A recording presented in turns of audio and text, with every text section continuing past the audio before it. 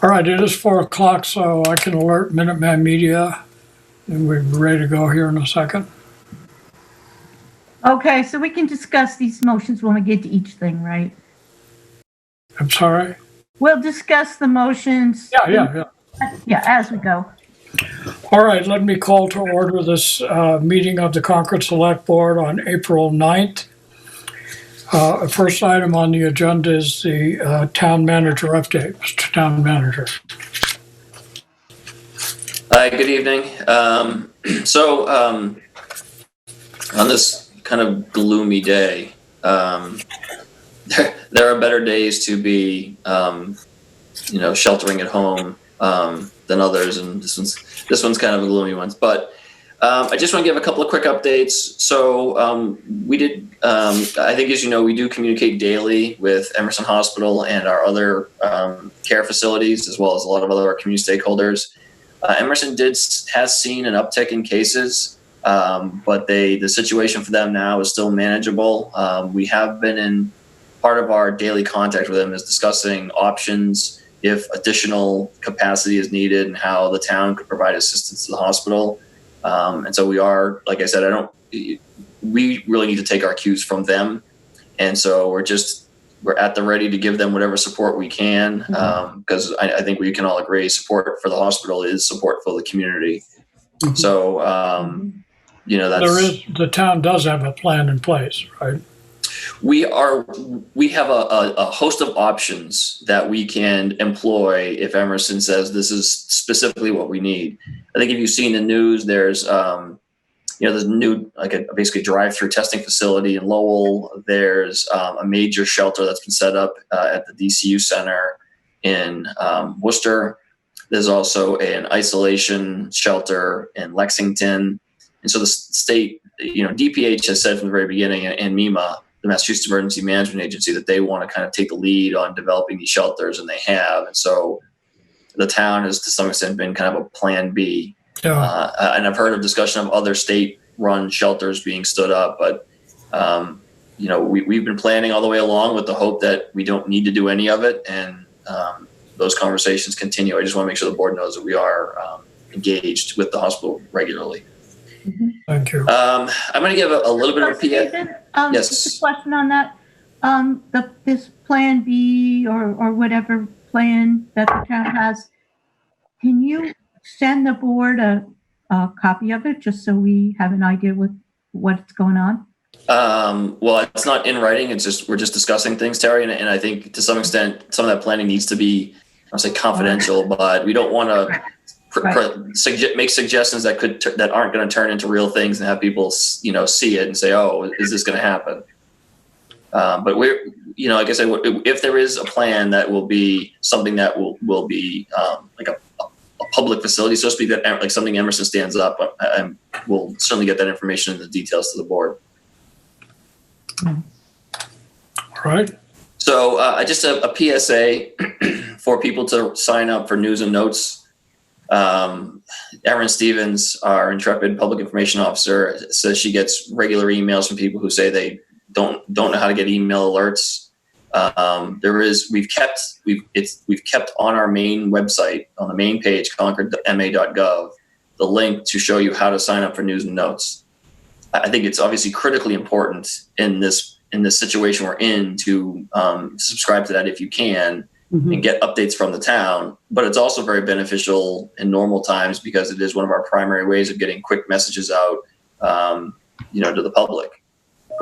So, and if you have trouble with that, you can email publicinfo@concordma.gov, and someone will get back to you to help talk you through it. But just please sign up if you can. Just another reminder that the compost site is open. It'll be open tomorrow and Saturday as well. The hours are posted on the CPW website. Again, people need to be maintaining proper social distancing practices. Otherwise, we'll have to stop, allowing people in. I'm told, Mike, I think you said you were there today and said it was working pretty well. Yeah, it's very orderly. There are people showing people where to park their cars so that they maintain some distance. People were paying attention to it. I think there were about 8 cars there when I drove in and less than that when I left. Yeah, I mean, I think that it was, to some extent, today was the first day, and having it be kind of a dreary day may have helped as a soft opening, if you will. But with good weather coming up, especially Saturday, it's really important for people to be mindful of that. I did speak with Alan Cathcart, and he reported that all reports were that it worked very effectively. Oh, good. So the other thing is from the state. We had a number of employees were on a fairly lengthy webinar that was hosted by the Massachusetts Municipal Association and the Massachusetts Municipal Human Resources Association. And there were two focus points on it. One was a presentation by subject matter experts, consultants, about how to manage employees in difficult times. And there was some advice on things, strategies we could employ to help, make employees feel communicated with, being respectful of their individual situations and things like that. And I'm going to crow a little bit and say that many of the things they suggested were things that we are already doing and have been doing since the very beginning. And that's really a credit to the senior management team, as well as the division level managers and really all employees. I mean, when employees have had a need, they've reached out and we've been able to help them. So I left that part of the presentation more proud than anything of the organization. And I do think that, and I do want to convey, the board's always been very generous about your gratitude, expressions of gratitude to the employees. And I have always communicated those to employees, but you should also know that the employees are very grateful to the board for supporting them continuing to do their jobs and be able to provide for their families in this crisis. And so that is not lost on them, and they are very grateful to the community for supporting that. And like I said, we're shut down in one sense, but not in other senses. And so I just want the community to know we're still at it, but we are very grateful for having that opportunity. So there was also a legislative update as a part of that call. They went through some of the bills or some of the things that have already been enacted. We've discussed those in previous meetings, and for the community members, there's a lot of information both on our website and also links to information through either the Commonwealth or the federal government. And so if people want to know more details on that, I would recommend you check out those links. I just couldn't do a good job explaining it all. So one of the resources and then they also did discuss other pending legislation and some other issues. There's a lot of discussion, and I know on my managers network, there's a lot of discussion about town meetings and is the ability to extend going to be enough, and can we?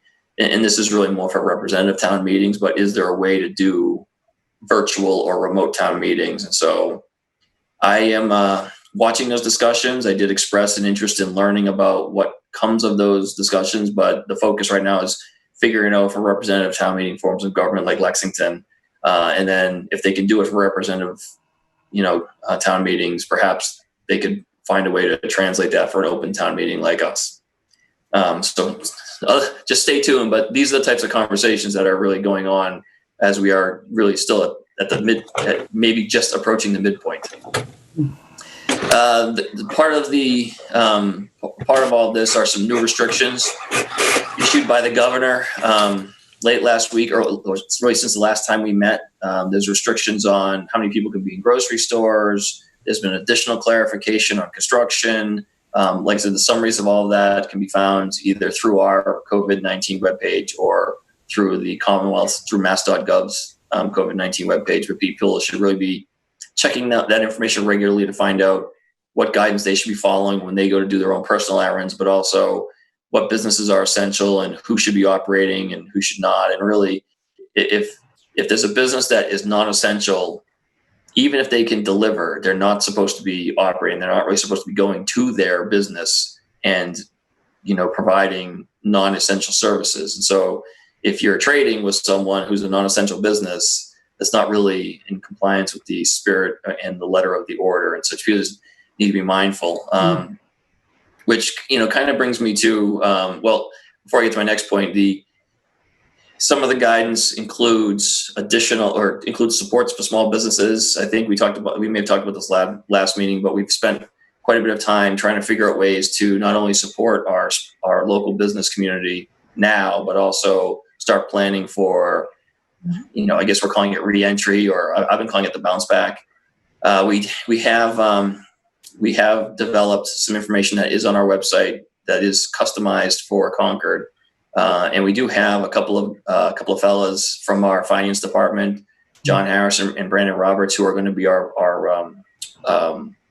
helpers, if you will, for people who need assistance. There's a lot of it's being done through the Small Business Administration, which is a federal agency, and that can get kind of complicated. And so if you're in the business community and you think you want to learn more about what's out there, and if you need help, really reach out to our tourism coordinator, Beth Williams, and she can kind of point you in the right direction. And, if it's something John can help you with specifically, she'll put you in touch with him. If it's something Brandon can help you with, she'll make that connection as well. But there's a lot out there. It may not fit for everyone, but don't miss an opportunity for lack of outreach. So last thing I want to talk about is restrictions that the town has put in place on public spaces. And we only have one goal, and that is end the spread of COVID-19. And so if we do that, we can keep ourselves safe and healthy and get our lives back. And so when the town makes decisions about closing courts, like sports courts and playgrounds and other park type areas, that's the only way we're doing it, is to stop the spread. And I think most people in the community understand that and are respectful of it. But there are a few who don't, and unfortunately, we're in the position where we have to end up making decisions for the few and not the many. And so, we made the decision to close courts, and I'll use the example of tennis courts. It's hard to do social distancing, and honestly, when you're playing sports, the droplets and things that spread the virus are even more pronounced. So even if you're 6 to 10 feet, that may not be far enough. And then the other thing is the tennis ball itself can carry the virus and go back and forth. And I don't mean to sound like I'm lecturing or preaching, but we said, geez, most other communities across the country are making these same tough decisions. And they are tough decisions because we know how much people want to be outside and have normal lives. So we made the decision to close and secure many of our playgrounds and courts, and we discovered that somebody cut the lock on the tennis court and people were playing tennis. And it's frustrating because we're really trying hard to be responsible and to not overreact to this crisis, but still achieve that goal of limiting and ending the spread of the virus by following the guidance we're getting. And so when we get feedback, and I'll be honest with you, the community is great about sending us notes and letting us understand their perspectives and where they're coming from, and we want to be responsive. But we're getting feedback along the lines of, you're going too far, reopen these courts, and then you're not doing enough to restrict the spread of the virus. And so, and honestly, in some ways that makes me feel good because it shows we're taking the middle path, the moderate approach, and not trying to overreact. But we gave out guidance about social distancing. We closed nominally those facilities a couple of weeks ago and observed over the last 2 weeks that people weren't adhering to the closure advisories and the social distancing guidelines. So we had to take the next step of securing those facilities, and to see people just disregard that is kind of frustrating. And I'm sure there are people who are frustrated with the town government and some of the decisions we've made. And, and the other thing is that I think we've been candid. As things evolve, we've gotten other reports about social distancing not being observed at, conservation spaces or trails or things like that. And it's, like I said, most people are doing the right thing. They're only going out when necessary. They're social distancing, and they're really doing their part to get us through this crisis. And then there are a few who are not. And we have to enforce and create policy to address the few, because the few can spread it to the many. And that's been the nature of this virus the whole way along. And so I'm really, if I sound frustrated, it's because I am a little bit, but I also really want the community to do everything they can to help us help them. And so I think as we continue to, like I said on day one of this, I said we are going to reevaluate this situation every single day, and I think you all know that we have. And so as we do that, each day we may come to the conclusion that we may need to impose additional restrictions on access to, whether it be access to open spaces or any other type of provision of service that we're seeing congregating at. And I just want the community to know that we only look at it through one lens, and it's the lens of ending this. And I think, we know people want to be outside and get some fresh air. And we know that people in Concord love their open spaces, and we want to be able to continue to provide that. But so long as people do what they need to do, we probably can do that. But people may need to alter their routines. I mean, like I said, since the very beginning, we knew we were going to have lived very different lives while we were in this pandemic. And if there was a particular place you like to go get fresh air and it's crowded, you may need to just take a walk up and down your street or something. And like I said, I hope this doesn't come across as lecturing or preachy. I'm just trying to be responsive to what we're seeing and trying to let the community know that we're only making decisions for the sake of public health, and help us get through this quickly. So I'll get off the soapbox. No, it's an important reminder for everybody about the single lens, as you put it, that we're looking at this through. So I greatly appreciate it. Do you have anything else? Not that I can think of right now. Let me check my daily log here, my ongoing set of notes. No, I think that's it. Okay. Any questions for the town manager? I just wanted to offer a thank you to Stephen, because I know that these aren't easy communications to offer. And as someone who treasures time outside, has been using my bicycle and enforcing myself to wear a mask, and my family members to ride single file spaced apart, et cetera, it can feel awkward and embarrassing. Especially for people who, for whom that this is a new space to be in, which is most of us. I appreciate the efforts that we're asking everybody to go through. But I think they're important, especially if we want to maintain the privilege of being outside as much as we all are. Mm-hmm. Thank you. Thank you. Stephen, I make one comment on the small business issue that you spoke about. It's really helpful, I think, to have those two folks being involved to provide help. But I might say if there are any small business owners listening out there, I would contact your bank directly, because most of the banks have also set up processes. These applications, if money's available, I think are going to be administered through banks. And banks are reaching out to some businesses to provide the kind of forms and checklists and things like that that would be helpful. So in addition to the town resource, those of our local banks will probably be helpful. Mike, if I could just build on that comment, I'm sorry. So yes, and I know that this has been reports that some of it's been slow to be forthcoming, and I think it's frustrating, but it's a lot of money to pass through relatively small windows in the form of banks.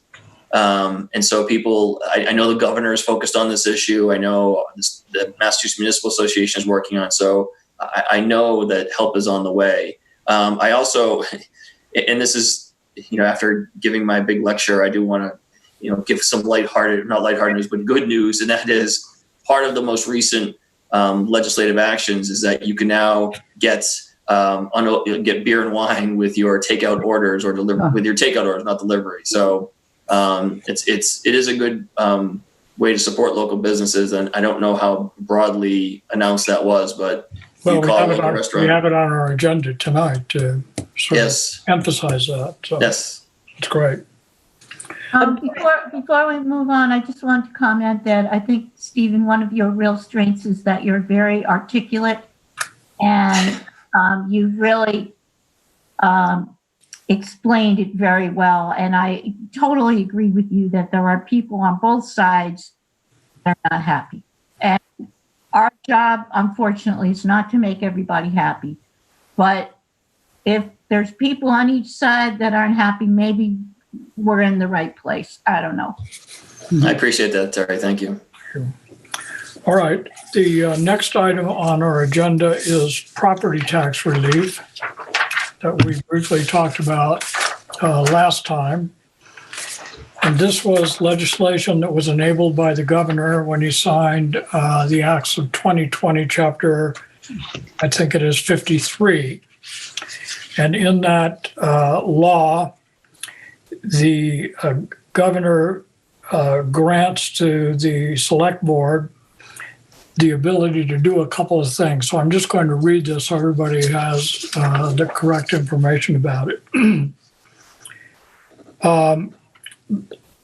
The committee or commissioners of a district may waive the payment of interest and other penalties in the event of late payment of any excise, tax, betterment assessment, or apportionment. That's one. And further on, it indicates that they could also postpone the payment due date for taxes that were due after March 10th or assessed after March 10th at a date anytime before June 30th.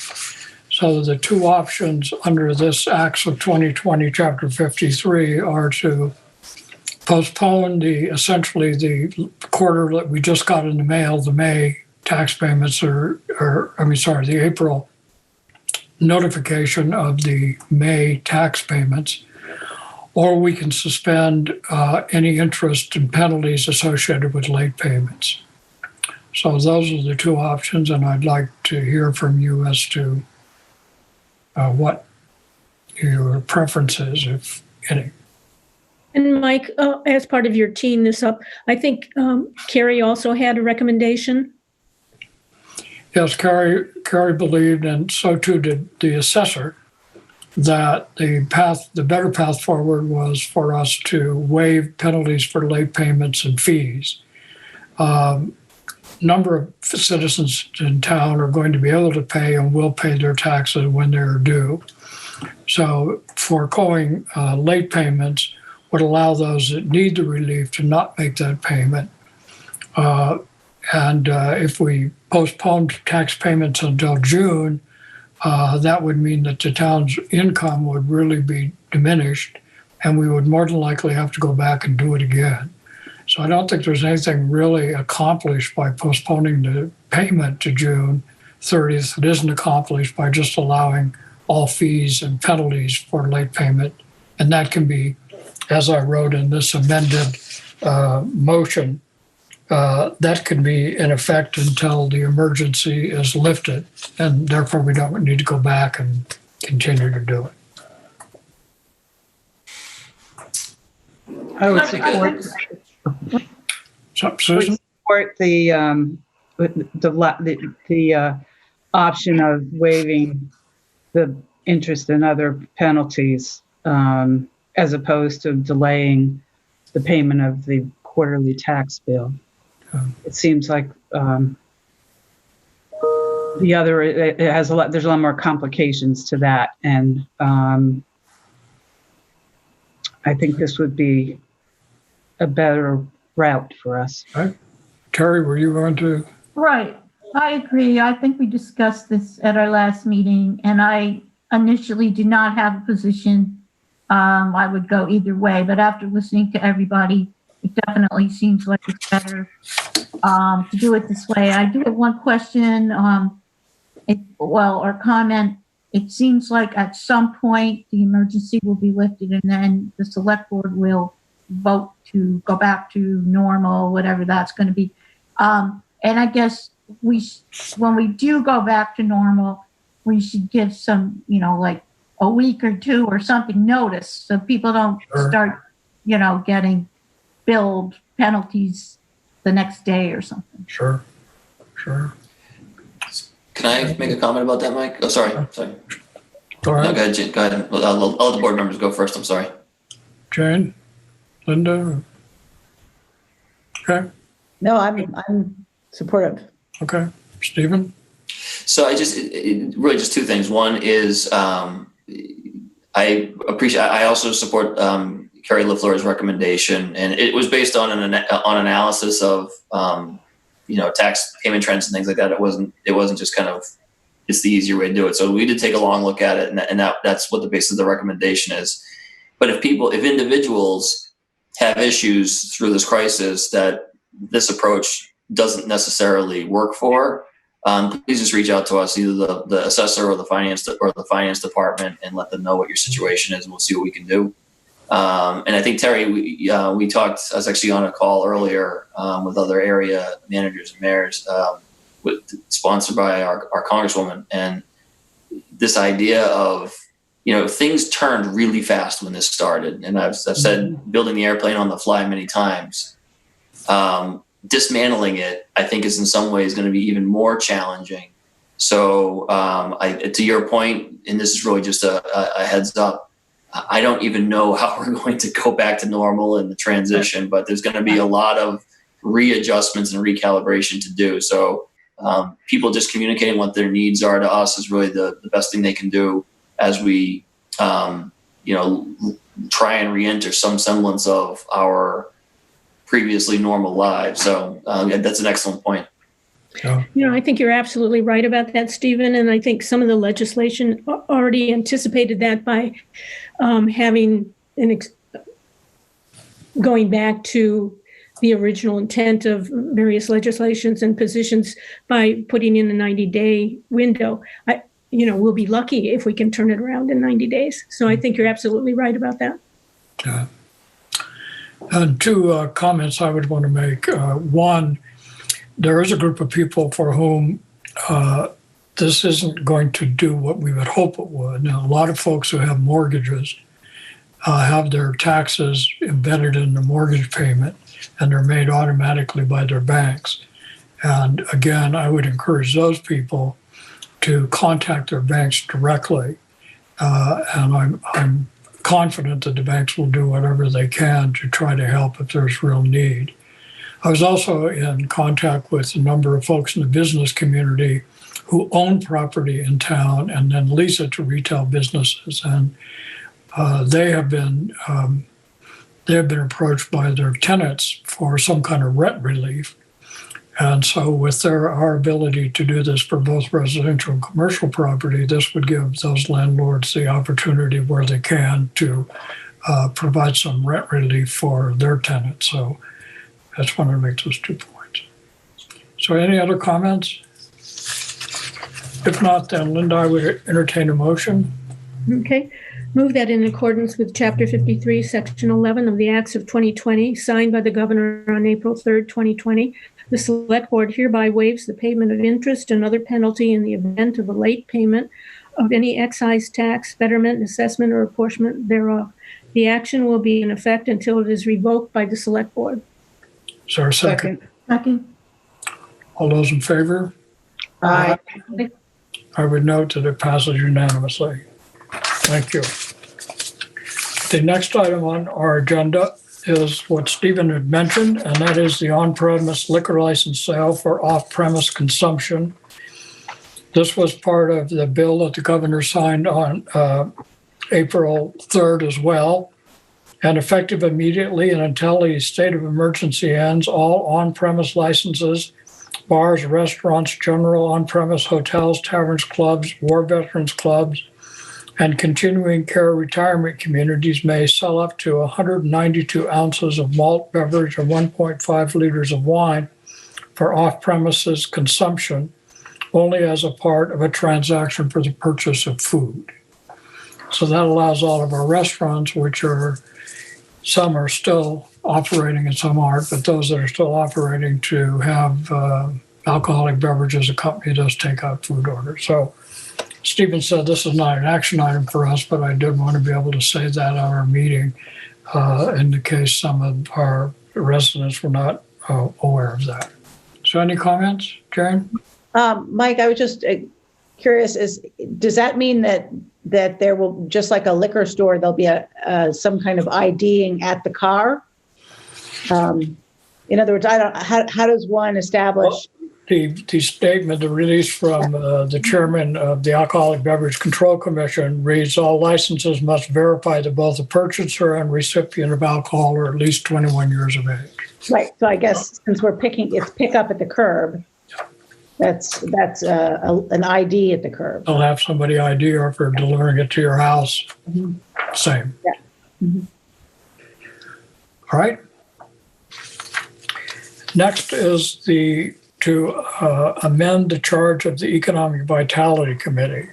Stephen and I were on a call with a number of folks in the business community, the Chamber of Commerce, the Business Partnership, talking about things we might do. And one of the suggestions was we have this Economic Vitality Committee with Susan as liaison for, and they all thought it would be a good idea to ask that committee to be the focal point for examining and coming up with ways the town and the community might be able to help businesses during the emergency and during the bounce back or recovery or however we're going to call this particular period.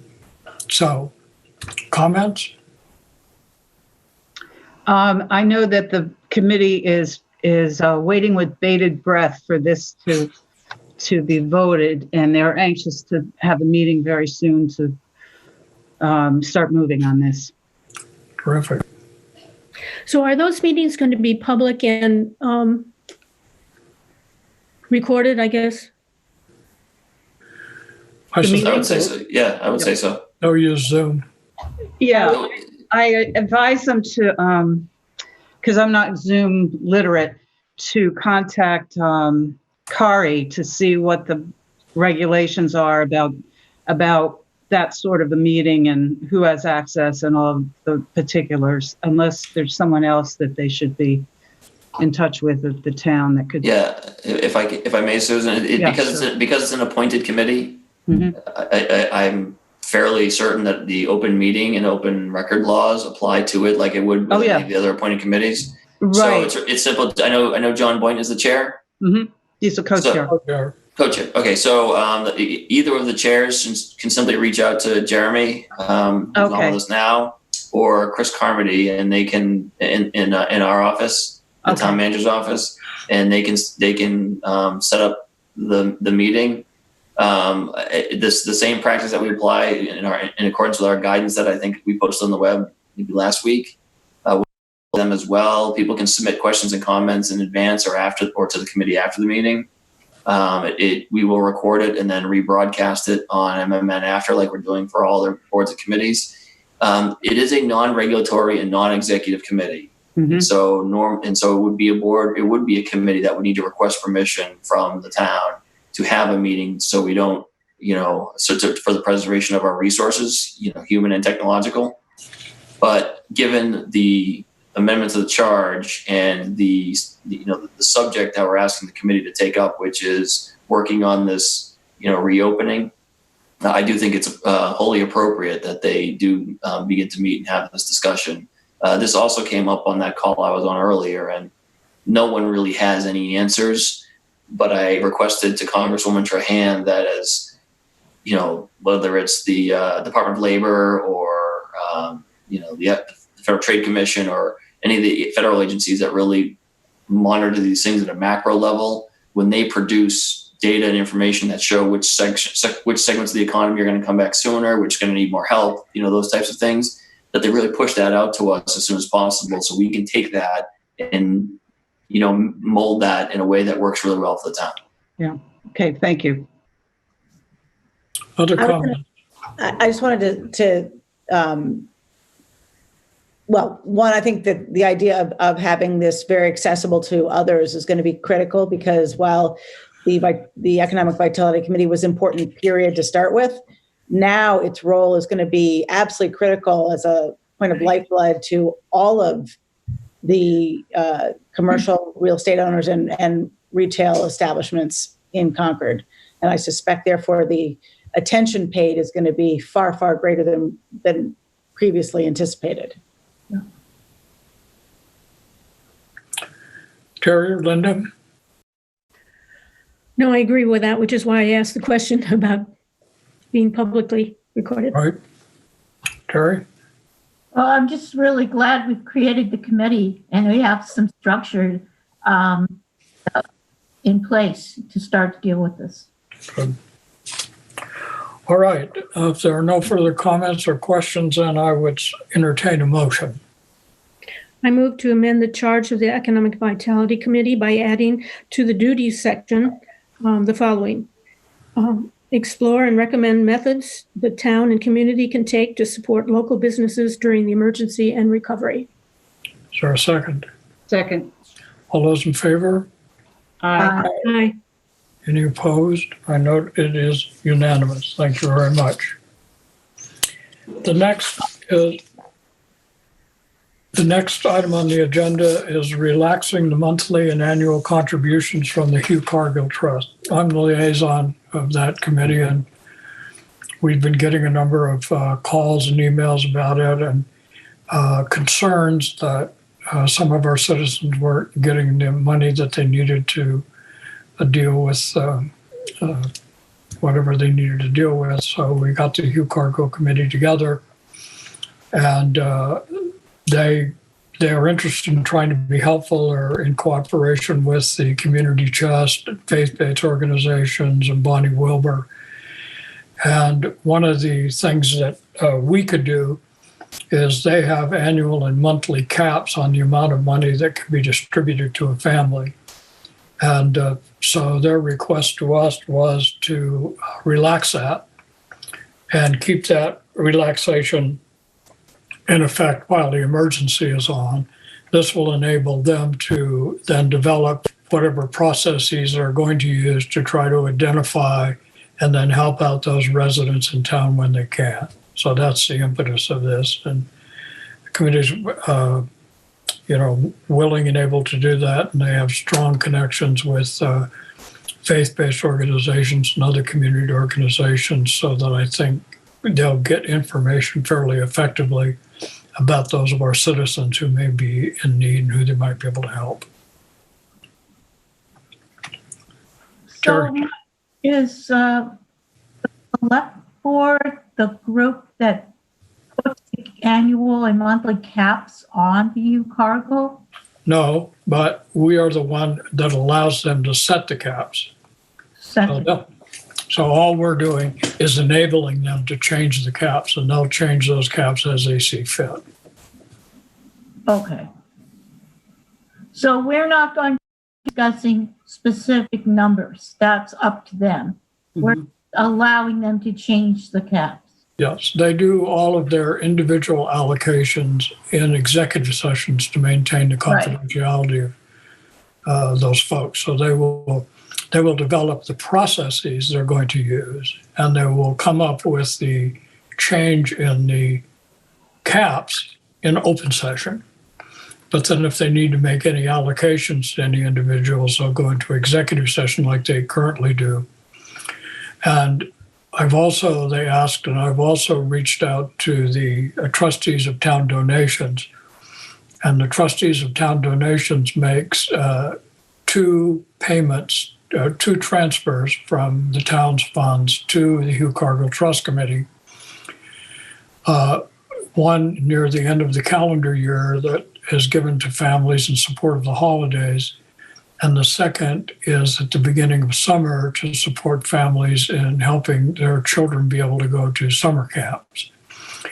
And I will be reaching out to the trustees to see if there are any other funds that could be made available, not necessarily for those two things, but in addition to other funds that are available through Hugh Cargill to support families that may be in need.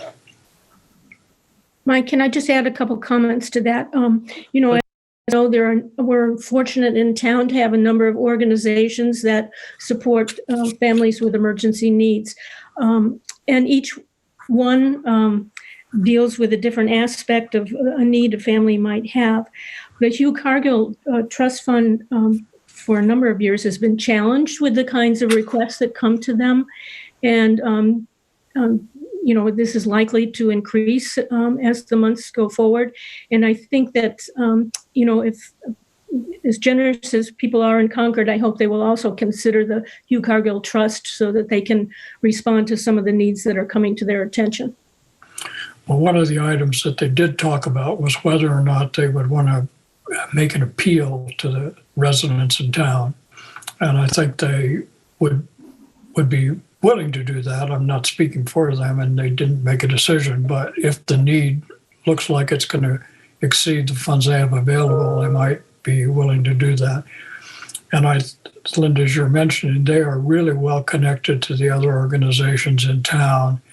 And they really have this process where they know who can best help that particular family or individual. So Community Chest might pass something along to Hugh Cargill or to other organizations, and they try to sort of maximize their funds and flexibility by sharing that kind of information. It's really quite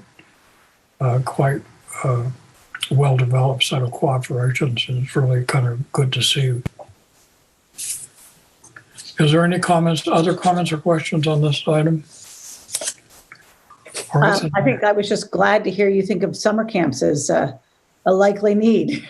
Well, that is one of the two activities that is annually funded through what is called the Silent Fund. Right, I know. I'm saying that we're all hoping that those will be fully Available. available. Exactly. Yeah, indeed. All right. If there are no further comments or questions, I would entertain a motion. Mike, I just want to alert you that let's modify this slightly. Please Okay. Move to authorize the Hugh Cargill Trust Committee to increase the monthly and annual caps for the financial awards to individual families while the state of emergency is in effect. Is there a second? Second. All those in favor? Aye. Jane, you're muted. Right. Aye. That's better. Right.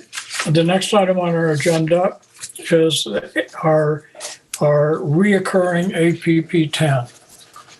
So we've dealt with this. Terry is our resident APP 10 expert. This item is just to put some language in APP 10 that has to do with the postponement of town meeting and the terms of those committee members that might lapse before we get to it. So I think it's a pretty straightforward activity. Are there any comments or questions? Does everybody see the motion so that we? Yes. Okay. All right, then if there are no other comments or questions about that, I would entertain a motion. Move to add to APP 10, Section 7, the appointment policies and procedures, term of office, that in the event a declared emergency and if the moderator reschedules town meeting after May 31, all appointed members of committees whose terms would otherwise expire shall remain in office until the close of the scheduled town meeting. Second. Did you say scheduled or rescheduled? Rescheduled, thank you, town meeting. Second, there's a second. All those in favor? Aye. Any And I just want opposed? to congratulate Mike because this is clearly about you. Yeah, that's not funny. Hey, Right. hey, Mike, Yes. before we adjourn, I just, now that the board's taken some of these actions, I plan to do another all call to the community. I'll probably do it tomorrow, notifying them of the adoption of the waiving of fees and fines for late tax bill payments, the endorsement of the allowance for delivery, or sorry, for takeout of alcoholic beverages with takeout orders, and then the other, I'll do a condensed version of my reminder to the Sure. community about social distancing in public spaces as well. Sure. If anybody has thoughts that they want to go into the call, just let me know, with the proviso that it is a 2-minute hard stop on the recording. Okay. Oh, that's why you were talking so fast last time. Huh.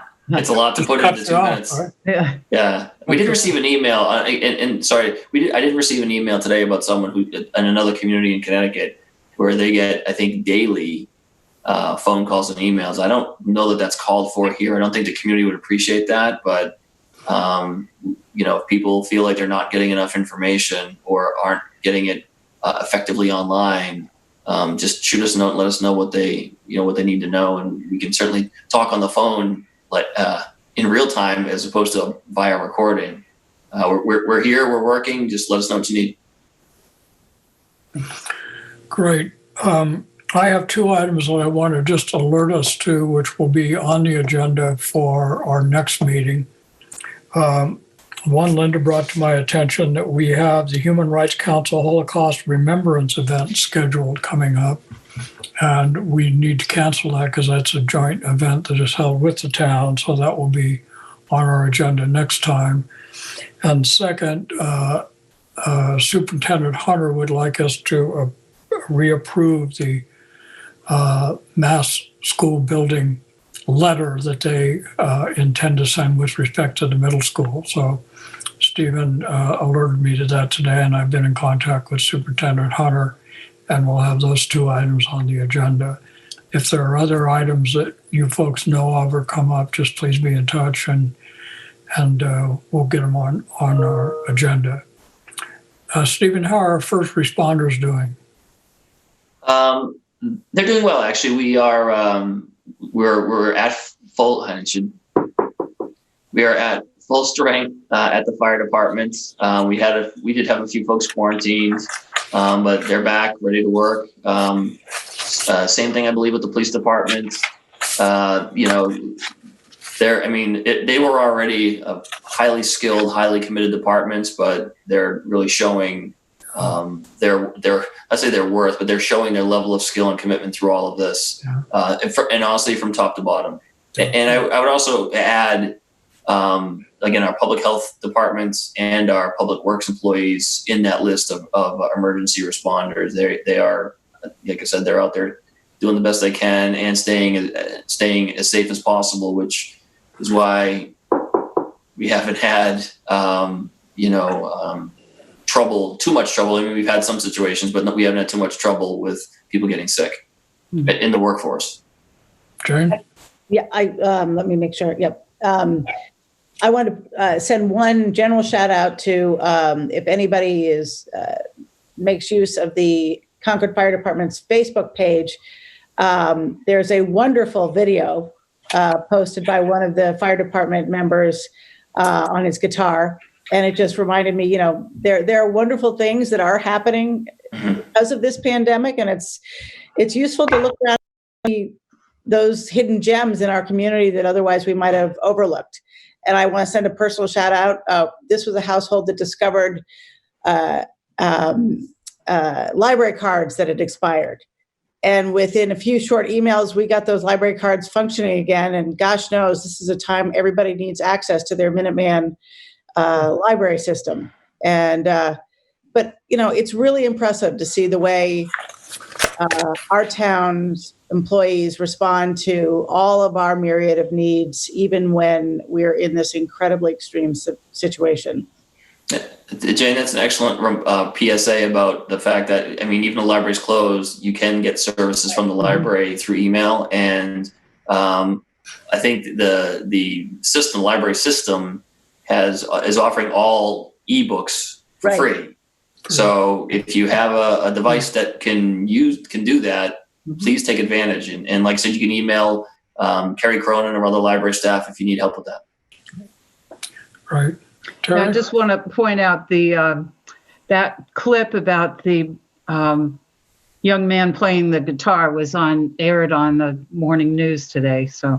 Oh, really? Yeah. I missed that. I think it was Channel 4 or Channel 7, one of the two. If he becomes a big star, we won't be able to afford him anymore. Terry?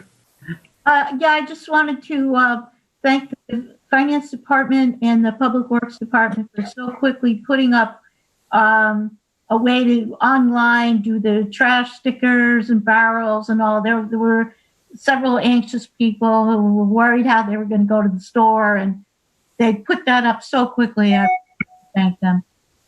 Thank you. And Stephen, to you and to all your staff, please accept our continuing thanks and gratitude for all you're doing to keep us safe and keep the town functioning, providing services to our residents. It's greatly appreciated. Well, thank you.